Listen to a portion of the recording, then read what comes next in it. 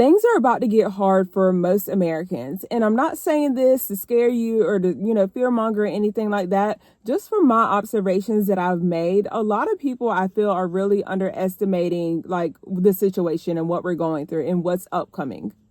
I don't say this lightly, but I truly feel like we are heading into a depression. And I do feel like it's going to be like something that, we've never seen before. Obviously, a lot of us weren't here for the first depression, but I think this is just going to be a depression on a much bigger scale.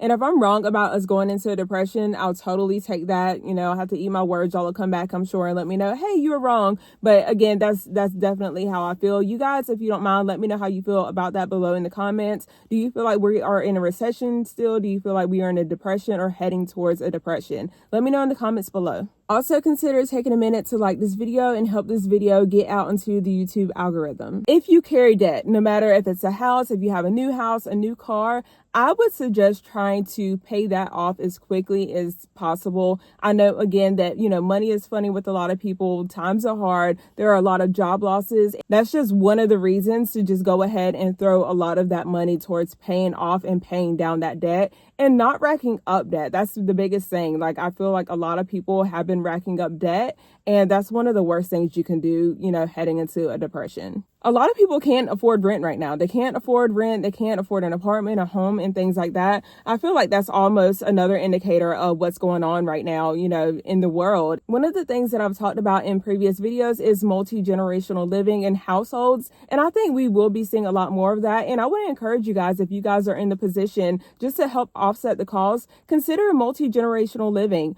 or, consider going in on an apartment or a home with a close friend or somebody that, you can trust, and you guys can split that cost evenly, or, in the thirds or fourths, however you see fit. And I also think that wouldn't be a bad idea when it comes to childcare, especially if you happen to be a single mom. A lot of times single moms are strapped for cash, and, they're trying to juggle, the kids and work and, childcare. And, if you have somebody that happens to be working during the day, they can work during the day while they keep your child, if you have kids, vice versa. And that can cut your childcare costs. You won't have a childcare bill if you guys can work it where you are working opposite shifts. Something else that I want to talk about, and I think that a lot of people fall like victims to this, and it's almost like a trap, especially if you are not financially savvy or financially wise. I have seen this time and time again. Somebody starts making more money, and with more money, they go out and incur more debt or just start spending more freely because they are bringing in extra money.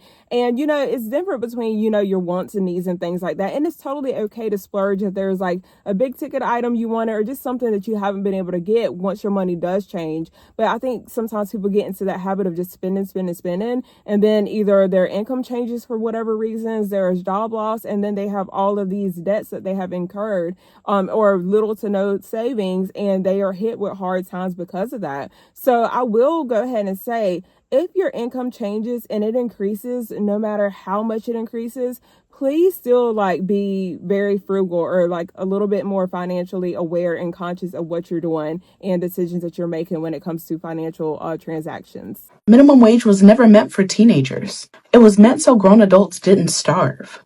And they've been playing in our faces about it ever since. So when they created the minimum wage back in 1938, it wasn't about giving kids a few bucks for gas money. It was about making sure grown adults with families could survive. FDR himself literally said it. A living wage, not just enough to exist, but to live decently. But look at what they tell you now. Minimum wage is for kids. It's just a starter job. You're not supposed to live off of that. Because here's the truth they don't advertise. Most minimum wage workers today aren't teenagers. The average minimum wage worker is about 35 years old. A lot of them are raising families, paying rent, and surviving off tips and scraps. So why do they push this teenager myth? Because if they can convince you that minimum wage workers aren't real adults, then they can shame people for being poor. They can freeze wages. They can protect the billionaires at the top, all while blaming you for a system that they rigged.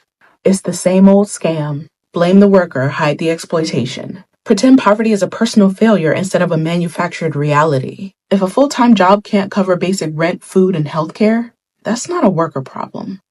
That's a broken system problem. Minimum wage is supposed to be the floor that you could stand on, not the basement they bury you in. Going to happen when people don't have enough money to live. I mean, like literally to afford the basic necessities like food, water, gas in the car. The minimum wage hasn't been raised in 20 years and the prices of everything are going up exponentially. Housing especially. They're trying to criminalize homelessness right now because pretty soon it's going to be a common crime. I'm going to have to stop eating. 2 bags of groceries. $97. Since when? That's ridiculous. So we in America can't even afford to live anymore. This 1976 cost of living, the average income was $16,000. A home was $43,000. New car, $5,000. Rent, $220 per month. Just look at these prices. So based on that, they're saying that the average income should be what, $84,000 now? So that means that with $240,000, I should be able to buy a new house. It's not possible. And also the average income is not $84,000. You know, most people are making way less than that. $30,000, $40,000, $50,000, $60,000, but it's not $84,000. And based on this, I should be able to get a new car. That's what? It says it would be like $5,000. So if my income is $80,000, a new car should be like $20,000, which most of the time they also are not. I mean, unless you're getting a value car. Also, if we're looking at this, your rent for the year should only be 15% of $6,000, which would be about $2,000 something dollars, which our rent is not 15% per year. It's like 30 or 40% per month. So yeah, something is definitely wrong. New car, nothing is adding up. So basically, we're not making enough to support what things cost, and it's a horrible thing. So as you just saw in those videos, people are struggling. You have people that can't pay rent, can't afford mortgage, can't pay for their groceries, can't pay for everyday essentials. And there's no reason why this should be happening. There's just no reason. Whether it's 2025, 2023, 2020, there's no reason why people should be struggling. People should be paid a livable wage. And I don't mean being paid $7.25 an hour, because where is that going to get anybody?